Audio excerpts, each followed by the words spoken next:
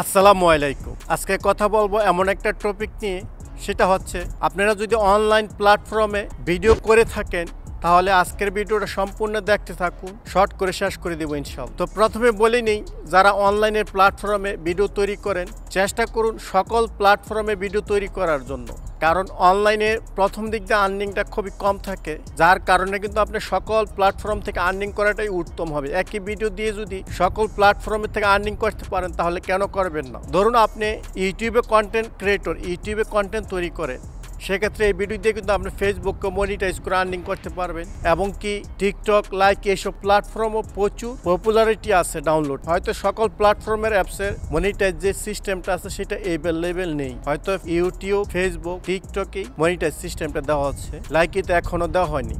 তারপরেও সকল প্ল্যাটফর্মে আপনাকে ভিডিও পাবলিশ করতে হবে। এর কারণ হচ্ছে কি, ফেস ব্র্যান্ড করা। আপনার সকল অ্যাপসে যদিও আপনার মনিটাইজ সিস্টেম না থাকে, ইনকাম নাও হয়, তারপরেও যদি আপনার পর্যাপ্ত পরিমাণ ডেটা থাকে, আপনি যদি ওয়াইফাই ইউজারকারী হয়ে থাকেন, আপনার আনলিমিটেড ডেটা থাকে মান্থলি, অনেকের কিন্তু ওয়াইফাই আছে লাইনে, বা অনেকের প্রচুর ডেটা আছে, মোবাইল ডেটা পারচেস করা আছে, সেক্ষেত্রে আপনারা অল প্ল্যাটফর্মে অনলাইন যেসব জায়গায় ভিডিও তৈরি করেন সবগুলোতে পাবলিশ করতে পারেন। যদিও আপনার সকল প্ল্যাটফর্মে মনিটাইজের সিস্টেমটা নাও থাকতে পারে, তবে সেখানে পাবলিশ করলে ভিডিও আপনার ফেসটা ব্র্যান্ড ম্যাক হবে। আর ফেসটা ব্র্যান্ড ম্যাক হলে উপকার কি হবে, আপনি যদি সিনিয়র একজন কন্টেন্ট ক্রিয়েটর হন, ফেসটা ব্র্যান্ড ম্যাক হলে যে কোনো নতুন প্ল্যাটফর্ম আসুক সেখানে আপনি ভিডিও পাবলিশ করবেন, দেখবেন আপনার অটোমেটিক ভিউ আসতে থাকবে, কারণ আপনি সকল প্ল্যাটফর্মে ভিডিও পাবলিশ করার কারণে আপনার ফেসটা ব্র্যান্ড হয়ে গেছে। এখন নতুন কোনো প্ল্যাটফর্ম আসলে বা যে কোনো প্ল্যাটফর্মে মনিটাইজ সিস্টেম থাকলে আপনি কিন্তু ভিডিও পাবলিশ করলে অল্প দিনে আপনি ভাইরাল হয়ে যাবেন, কারণ আপনাকে সবাই চিনি। তো আপনি ইউটিউবে কন্টেন্ট তৈরি করতেছেন, নতুন একটা প্ল্যাটফর্মে ভিডিও পাবলিশ করে দেখেন,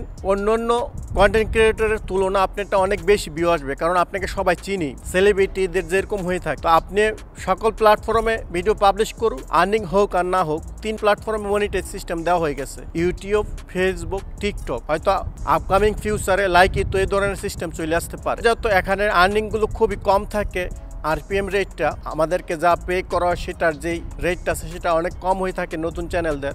আর সাকসেসের জন্য প্রচুর লং টাইমের কাজ করার প্রয়োজন আছে, সেই ক্ষেত্রে আমরা ডিজিটাল মার্কেটিংয়ের কাজগুলো শিখে নিতে পারি যদি আমরা অনলাইনে কাজ করি। অনেক সময় দেখা গেছে আমাদের আউট কোনো কাজ নেই, শুধু এই অনলাইনের কন্টেন্ট ক্রিয়েটরই আমাদের কাজ, হয়তো আমরা আউটসাইডে কোনো জব করি না, শুধু অনলাইনেই কাজ করি।